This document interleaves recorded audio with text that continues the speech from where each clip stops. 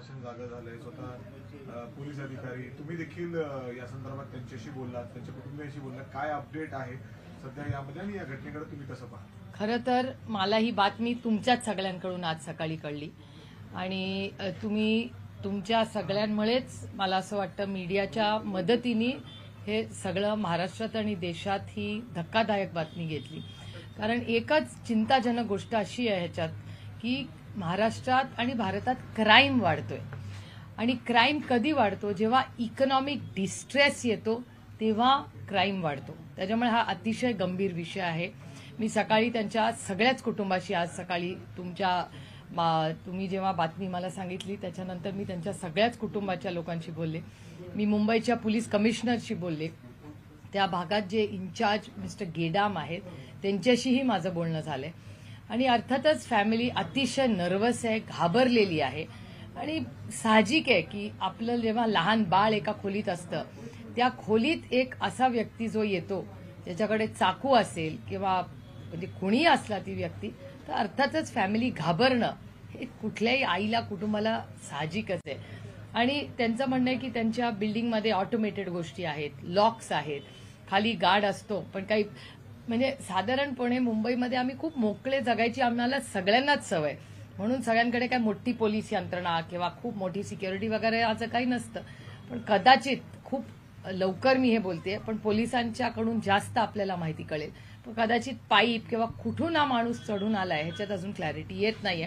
पण पोलीस प्रशासन तिथे पोहोचलेलं आहे आणि अर्थातच कुठल्याही कुटुंबाची सुरक्षितता, मग ती बीडची घटना असेल, परभणीची असेल किंवा आता ही बांद्र्यामध्ये झालेली घटना असेल, या सगळ्या घटनांमधून किंवा बारामतीत मागच्याच आठवड्यात अनेक अटॅक्स झालेले आहेत, पुण्यामध्ये कोयता गँग झाले, त्यामुळे एक जनरल क्राईम वाढलेला हा राज्यात आणि देशात दिसतोय आणि हा डेटा सांगतोय, मी सांगत नाही. तुमचं कमिशनरांशी बोलणं झालं मुंबईत, तर त्यांचं काय म्हणणं आहे या संदर्भात? आरोपीला आतापर्यंत अटक झालेली नाही. पोलीस कमिशनर म्हणाले की त्यांनी या सगळ्याची नोंद घेतलेली आहे. सगळे पोलीस काल रात्रीही तिथे गेले होते आणि तिथे आजही मला वाटतं आताही आपण इथे बोलतोय पण तिथे कदाचित पोलीस हजर असतील आता आणि इन्क्वायरी सुरू केलेली असं त्यांनी मला सांगितलं. आणि कुटुंबाची सुरक्षितता याच्याबद्दल सरकारने फार सिरियसली हे घेतलेलं आहे. सिक्युरिटी पुरवावी असं वाटतं? नाही, मी मागणी केलीच आहे. मी सरकारशीही बोललेली आहे की जसं परभणीचं कुटुंब आहे, बीडचं कुटुंब आहे, त्यांना जशी सिक्युरिटीची तातडीने आता गरज आहे आणि ती वाढवलीच पाहिजे तशीच ह्याही कुटुंबाला सुरक्षितता आणि त्यांच्या 2 मुलांना. कारण कुठल्याही तुम्ही इंस्टाग्राम अकाउंट बघा, कुठेही बघा, ती मुलं कुठेही गेली कधी कॅमेरावरच असतात.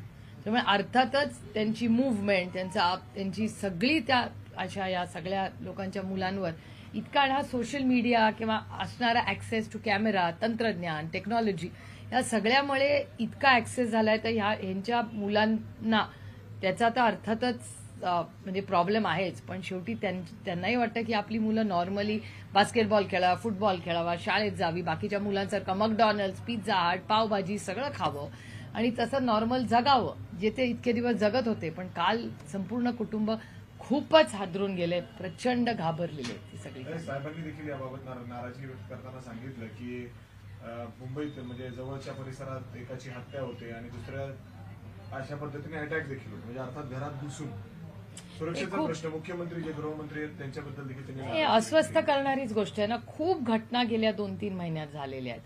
म्हणजे सलमान खानच्या त्यांच्या घरावर झालेली कृती असेल किंवा मग तो बांद्र्यात झालेला खून असेल, त्याच्यानंतर ते खूप लोक डिस्टर्ब होण्यासारखीच गोष्ट आहे ना. आणि मुंबईमध्ये मला आठवतं माझ्या लहानपणापासून 24 तास आम्ही फिरतो, महाराष्ट्रात फिरतो, मुंबईतच कशाला. मला कधीच भीती वाटत नाही.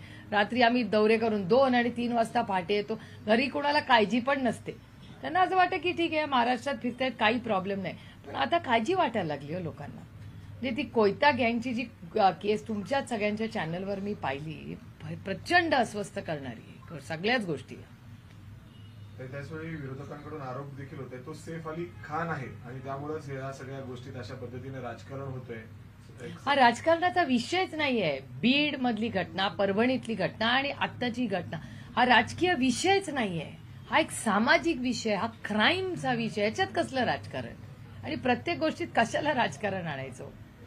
त्याच्यामुळे माझं म्हणणं आहे की विरोधक म्हणून नाही, वास्तव आहे. तुम्ही विचार करा, एखाद्या घरामध्ये ज्या पद्धतीने त्या लहान बाळाच्या खोलीमध्ये एक व्यक्ती जातो, त्या वडिलांना तो अटॅक करतो, या गोष्टी सिनेमांमध्ये होतात. ते आज तुमच्या आणि माझ्या आयुष्यात व्हायला लागल्या. ते किती चिंताजनक आहे मला सांगा. ताई पंकजाताई मुंडे होत्या.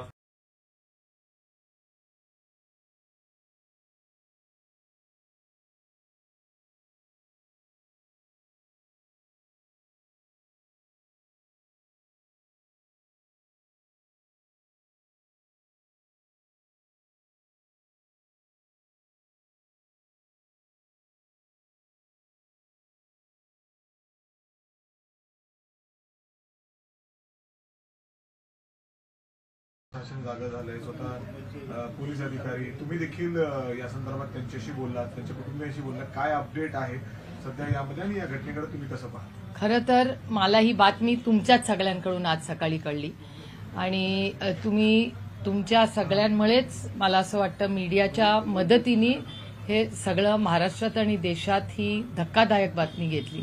कारण एकच चिंताजनक गोष्ट अशी आहे ह्याच्यात की महाराष्ट्रात आणि भारतात क्राईम वाढतोय. आणि क्राईम कधी वाढतो? जेव्हा इकॉनॉमिक डिस्ट्रेस येतो तेव्हा क्राईम वाढतो. त्याच्यामुळे हा अतिशय गंभीर विषय आहे. मी सकाळी त्यांच्या सगळ्याच कुटुंबाशी आज सकाळी तुम्ही जेव्हा बातमी मला सांगितली त्याच्यानंतर मी त्यांच्या सगळ्याच कुटुंबाच्या लोकांशी बोलले. मी मुंबईच्या पोलीस कमिशनरशी बोलले. त्या भागात जे इन्चार्ज मिस्टर गेडाम आहेत त्यांच्याशीही माझं बोलणं झालंय. आणि अर्थातच फॅमिली अतिशय नर्वस आहे, घाबरलेली आहे. आणि साहजिक आहे की आपलं जेव्हा लहान बाळ एका खोलीत असतं, त्या खोलीत एक असा व्यक्ती जो येतो ज्याच्याकडे चाकू असेल किंवा म्हणजे कुणी असला ती व्यक्ती, तर अर्थातच फॅमिली घाबरणं हे कुठल्याही आईला कुटुंबाला साहजिकच आहे. आणि त्यांचं म्हणणं आहे की त्यांच्या बिल्डिंगमध्ये ऑटोमेटेड गोष्टी आहेत, लॉक्स आहेत, खाली गार्ड असतो. पण काही म्हणजे साधारणपणे मुंबईमध्ये आम्ही खूप मोकळे जगायची आम्हाला सगळ्यांनाच सवय, म्हणून सगळ्यांकडे काय मोठी पोलीस यंत्रणा किंवा खूप मोठी सिक्युरिटी वगैरे असं काही नसतं. पण कदाचित खूप लवकर मी हे बोलते, पण पोलिसांच्याकडून जास्त आपल्याला माहिती कळेल. पण कदाचित पाईप किंवा कुठून हा माणूस चढून आलाय ह्याच्यात अजून क्लॅरिटी येत नाहीये. पण पोलीस प्रशासन तिथे पोहोचलेलं आहे आणि अर्थातच कुठल्याही कुटुंबाची सुरक्षितता, मग ती बीडची घटना असेल, परभणीची असेल किंवा आता ही बांद्र्यामध्ये झालेली घटना असेल, या सगळ्या घटनांमधून किंवा बारामतीत मागच्याच आठवड्यात अनेक अटॅक्स झालेले आहेत, पुण्यामध्ये कोयता गँग झाले. त्यामुळे एक जनरल क्राईम वाढलेला हा राज्यात आणि देशात दिसतोय आणि हा डेटा सांगतोय, मी सांगत नाही फक्त. तुमचं कमिशनरांशी बोलणं झालं मुंबईत, तर त्यांचं काय म्हणणं आहे या संदर्भात? आरोपीला आतापर्यंत अटक झालेली नाही. पोलीस कमिशनर म्हणाले की त्यांनी या सगळ्याची नोंद घेतलेली आहे. सगळे पोलीस काल रात्रीही तिथे गेले होते आणि तिथे आजही मला वाटतं आताही आपण इथे बोलतोय, पण तिथे कदाचित पोलीस हजर असतील आता आणि इन्क्वायरी सुरू केलेली असं त्यांनी मला सांगितलं. आणि कुटुंबाची सुरक्षितता याच्याबद्दल सरकारने फार सिरियसली हे घेतलेलं आहे. त्यांना सिक्युरिटी पुरवावी असं वाटतं? नाही, मी मागणी केलीच आहे. मी सरकारशीही बोललेली आहे की जसं परभणीचं कुटुंब आहे, बीडचं कुटुंब आहे, त्यांना जशी सिक्युरिटीची तातडीने आता गरज आहे आणि ती वाढवलीच पाहिजे, तशीच ह्याही कुटुंबाला सुरक्षितता आणि त्यांच्या 2 मुलांना. कारण कुठल्याही तुम्ही इंस्टाग्राम अकाउंट बघा, कुठेही बघा, ती मुलं कुठेही गेली कधी कॅमेरावरच असतात. त्यामुळे अर्थातच त्यांची मुव्हमेंट, त्यांची सगळी त्या अशा या सगळ्या लोकांच्या मुलांवर इतका हा सोशल मीडिया किंवा असणारा ऍक्सेस टू कॅमेरा, तंत्रज्ञान, टेक्नॉलॉजी या सगळ्यामुळे इतका ऍक्सेस झालाय. तर ह्यांच्या मुलांना त्याचा तर अर्थातच म्हणजे प्रॉब्लेम आहेच, पण शेवटी त्यांनाही वाटतं की आपली मुलं नॉर्मली बास्केटबॉल खेळावा, फुटबॉल खेळावा, शाळेत जावी, बाकीच्या मुलांसारखं मॅकडॉनल्ड्स, पिझ्झा हट, पावभाजी सगळं खावं आणि तसं नॉर्मल जगावं, जे ते इतके दिवस जगत होते. पण काल संपूर्ण कुटुंब खूपच हादरून गेले, प्रचंड घाबरलेले ती सगळी. साहेबांनी देखील याबाबत नाराजी व्यक्त करताना सांगितलं की मुंबईत म्हणजे जवळच्या परिसरात एकाची हत्या होते आणि दुसऱ्या अशा पद्धतीने अटॅक देखील होते. म्हणजे अर्थात घरात घुसून सुरक्षेचा प्रश्न. मुख्यमंत्री जे गृहमंत्री आहेत त्यांच्याबद्दल देखील हे अस्वस्थ करणारीच गोष्ट आहे ना. खूप घटना गेल्या 2-3 महिन्यात झालेल्या आहेत. म्हणजे सलमान खानच्या त्यांच्या घरावर झालेली कृती असेल किंवा मग तो बांद्र्यात झालेला खून असेल, त्याच्यानंतर ते खूप लोक डिस्टर्ब होण्यासारखीच गोष्ट आहे ना. आणि मुंबईमध्ये मला आठवतं माझ्या लहानपणापासून 24 तास आम्ही फिरतो, महाराष्ट्रात फिरतो, मुंबईतच कशाला. मला कधीच भीती वाटत नाही. रात्री आम्ही दौरे करून 2 आणि 3 वाजता पहाटे येतो. घरी कोणाला काळजी पण नसते. त्यांना असं वाटतं की ठीक आहे महाराष्ट्रात फिरतायत, काही प्रॉब्लेम नाही. पण आता काळजी वाटायला लागली हो लोकांना. म्हणजे ती कोयता गँगची जी केस तुमच्याच सगळ्यांच्या चॅनलवर मी पाहिली, प्रचंड अस्वस्थ करणारी सगळ्याच गोष्टी. तर त्याचवेळी विरोधकांकडून आरोप देखील होते तो सैफ अली खान आहे आणि त्यामुळेच या सगळ्या गोष्टीत अशा पद्धतीने राजकारण होतंय. हा राजकारणाचा विषयच नाहीये. बीड मधली घटना, परभणीतली घटना आणि आत्ताची घटना हा राजकीय विषयच नाहीये. हा एक सामाजिक विषय, हा क्राईमचा विषय. याच्यात कसलं राजकारण आणि प्रत्येक गोष्टीत कशाला राजकारण आणायचं. त्याच्यामुळे माझं म्हणणं आहे की विरोधक म्हणून नाही, वास्तव आहे. तुम्ही विचार करा, एखाद्या घरामध्ये ज्या पद्धतीने त्या लहान बाळाच्या खोलीमध्ये एक व्यक्ती जातो, त्या वडिलांना तो अटॅक करतो, या गोष्टी सिनेमांमध्ये होतात. त्या आज तुमच्या आणि माझ्या आयुष्यात व्हायला लागल्या. ते किती चिंताजनक आहे मला सांगा. ताई पंकजाताई मुंडे होत्या, आज त्यांनी बारामतीचं कौतुक केलेलं आहे, सगळंच शेती आणि सगळा इथला विकास. त्यांनी परळीचा उल्लेख केला, परळी मागास आहे किंवा दुष्काळग्रस्त आहे. तुमची काही चर्चा झाली, काही सल्ला दिलाय त्यांना तुम्ही परळीचा कायदा व्यवस्था? एक तर मी कोणाला सल्ले देतच नाही, कधीच आयुष्यात देत नाही. By nature I am like that. आणि त्याच्यामुळे त्यांच्याशी अनेक गोष्टींवर चर्चा झाली. त्यांची बहीण माझ्यावर अनेक वर्ष संसदेत एकत्र आम्ही काम केलेलं आहे आणि त्या कुटुंबाचे, महाजन फॅमिली असेल, यांचे माझे पारिवारिक संबंध अनेक दशकांचे आहेत. त्यामुळे अर्थात भेटल्यावर पार्लमेंटच्या काही गप्पा किंवा पॉलिसी लेवलच्या काही गप्पा, अशा अनेक विषयांवर चर्चा होत असते. राष्ट्रवादी आणि शिवसेना जे आमदार आहेत त्या अपात्र प्रकरणी आज विधानभवनात 12 वाजता सुनावणी पार पडणार होती. नेमकं काय झालं आणि कसं बघताय? नाही, आमच्या दोन्ही बाजूंच्या वकील गेले होते. मला वाटतं त्यांनी वेळ मागितलेली आणखी. त्याच्यामुळे आता बघूया काय होतं. ऑर्डर आली नाही अजून. ऑर्डर आले सिंहगड कॉलेजच्या परिसरात गोळीबार झालाय. 2 जण त्यामध्ये गंभीर जखमी कधी आज आणि आता कसं बघताय सगळ्या गोष्टींकडे सातत्यानं गुन्हेगारी वाढत? आत्ता झालंय सिंहगड रोड. माय गॉड, बापरे. गुन्हेगारी पुण्यामध्ये म्हणजे गेले 6 महिन्यात पुण्यामध्ये गुन्हेगारी प्रचंड वाढलेली आहे. आणि हा डेटा तुमचा दाखवतो. म्हणजे आता सिंहगड कॉलेजच्या बाहेर जर असा गोळीबार झाला असेल तर किती धक्कादायक. आपल्या सगळ्यांचा रोजचा रस्ता आहे तो, आणि मुलं शिकतात तिकडे. तर कॉलेजच्या भागामध्ये अशा घटना होत असतील आणि कुठेही, म्हणजे माझं तर म्हणणं आहे क्राईम बद्दल सगळ्यांनी 0 टॉलरन्सच केला पाहिजे. आणि मला महाराष्ट्राच्या पोलिसांचा सार्थ अभिमान आहे. पण अर्थातच मनात एक प्रश्न येतो ना की इंटेलिजन्सचं काय चालतं, इंटेलिजन्सला कसं काय या गोष्टी कळत नाही. त्यामुळे खूप गंभीर बाब आहे.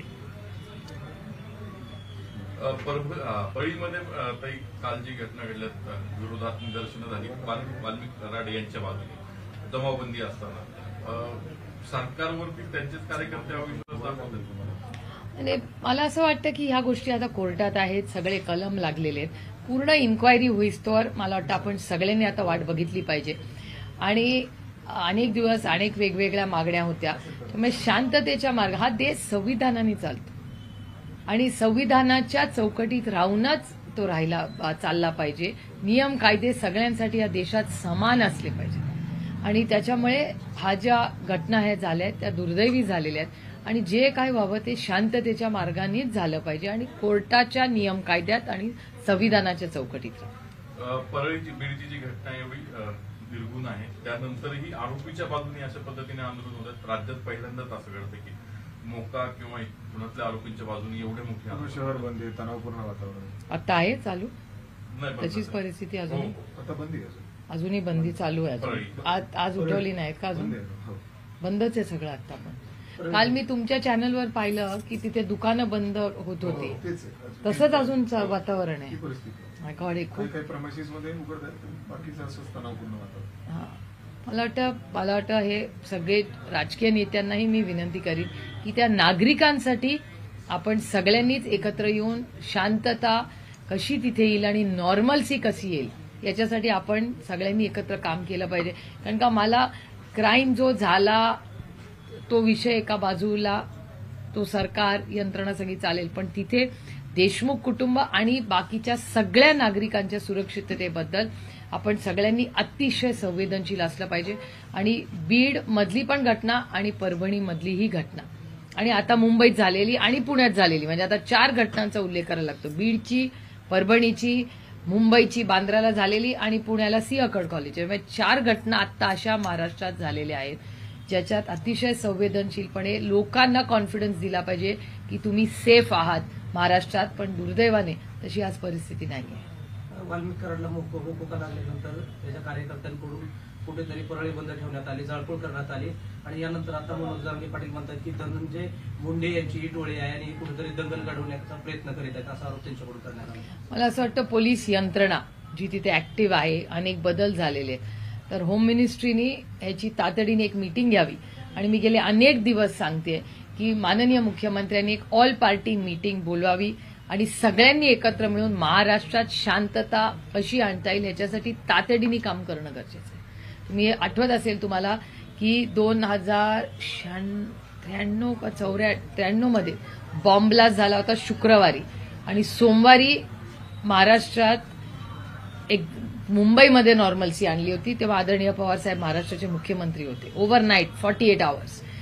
तर जर एवढा मोठा बॉम्ब ब्लास्ट झाल्यावर महाराष्ट्र आणि मुंबई ही नॉर्मल्सीमध्ये येऊ शकते 48 तासात, तर आपण सगळे मिळून का नाही परळीमध्ये जी परिस्थिती आहे, परभणीत आहे, मुंबईत आहे किंवा पुण्यात आहे, त्याच्यात नॉर्मल्सी का नाही आणू शकत. ह्याच्यासाठी प्रशासनाने पुढाकार घेतला पाहिजे. आणि आम्ही महाराष्ट्राच्या माननीय मुख्यमंत्र्यांना विनम्र विनंती करते की त्यांनी एक ऑल पार्टी मीटिंग बोलवावी आणि या दिशेने तातडीने महाराष्ट्राच्या हितासाठी काम करण्याची गरज आहे. कारण मला एकच ह्याच्यात लार्जर पिक्चरमध्ये काळजी वाटते की अशा घटना जेव्हा होतात तेव्हा एक तर इकॉनॉमी स्लो डाऊन झालेली आहे, इन्व्हेस्टमेंट्स देशातच येत नाहीयेत, इकॉनॉमिक ग्रोथ स्लो डाऊन झाली आहे, हे केंद्र सरकार मान्य करतंय आणि देशाच्या फायनान्स मिनिस्टरनी स्वतः फ्लोअर ऑफ द हाऊसवर कबूल केलंय की yes there is a slow down. अशा परिस्थितीत इन्व्हेस्टमेंट्स येणं आणि त्या इन्व्हेस्टमेंट्स महाराष्ट्रात येणं हे अतिशय महत्वाचं आहे. त्यामुळे मला असं वाटतं आपण सगळ्यांनीच या बाबतीत नॉर्मल्सी जास्तीत जास्त महाराष्ट्रात लवकर कशी होईल याच्यासाठी महाराष्ट्राच्या माननीय मुख्यमंत्र्यांनी तातडीने मीटिंग घेऊन सगळ्यांना कॉन्फिडन्समध्ये घेऊन एकत्र सगळ्यांनी ह्याच्यात काम केलं पाहिजे. बीडच्या घटनेनंतर सातत्यानं धनंजय मुंडे यांचा राजीनामा घ्यावा अशी मागणी केली जाते. मात्र जे सामाजिक कार्यकर्ते आहेत अंजनी दमानिया यांनी असं म्हटलंय की जोपर्यंत धनंजय मुंडेंचा राजीनामा घेत नाही तोपर्यंत हे प्रकरण आपण सोडणार नाही, सातत्याने या प्रकरणाचा पाठपुरावा करतो. अनेक जणांच्या मागण्या आहेत. अंजली दमानियांची आहे, सुरेश अण्णा धसांची मागणी मी तुमच्याच चॅनलवर पाहिलेली आहे. त्यानंतर सोळंकीजी जे अजित पवारांच्या पक्षात आहेत त्यांची पण मागणी तुमच्याच चॅनलवर मी पाहिली. अभिमन्यू पवार भारतीय जनता पक्षाचे त्यांनी पण तुमच्याच चॅनलवर मी बघितली आहे मागणी. त्यामुळे या सगळ्या त्यांनी सुरेश आपले बाप्पा सोळंकी बाप्पा असतील, बाप्पांनी मागितली आहे, जितेंद्र आव्हाडांनी मागितलंय, किती संदीप क्षीरसागरांनी मागितलंय, बऱ्याच लोकांच्या भावना आहेत. पण ह्या राजकीय नाही आहेत, त्या सगळ्यांच्या इमोशनल आहेत कारण का सगळ्याच पक्षाचे लोक त्याच्यात आहेत. त्यामुळे ही गोष्ट ही सगळ्याच ऑल पार्टी, त्यामुळे पक्ष बाजूला ठेवून ही भावना सगळ्याच पक्षाच्या लोकांनी मला. त्यामुळे मला असं वाटतं संवेदनशीलपणे सरकारने हा निर्णय घ्या. तुम्ही भाषणादरम्यान म्हणाला की आता निवडणुका नाही, वर्षभर गोड बोलूया, कुणाला उद्देशून घे? सगळ्यांनाच, मला स्वतःला. मी सगळ्या गोष्टी स्वतःपासून सुरू करते. I you to begin with yourself. त्याच्यामुळे आता कुठलंच इलेक्शन नाही, त्याच्यामुळे तिळगुळ घ्या आणि सगळे गोड बोला. त्यामुळे तुम्ही शेजारी बसताना होता ना मग अशी वहिनींच्या कुठे? झाल्यानंतर पहिल्यांदा तुम्ही शेजारी होता. नाही, मध्ये कुठे होत्या, भेटल्या होत्या की मध्ये मला 2-3दा. ते कॅमेरावर नसतील. पवार कुटुंबातल्या प्रत्येक घटक सातत्यानं मागणी करतोय की पवार कुटुंब एकत्रित यावं.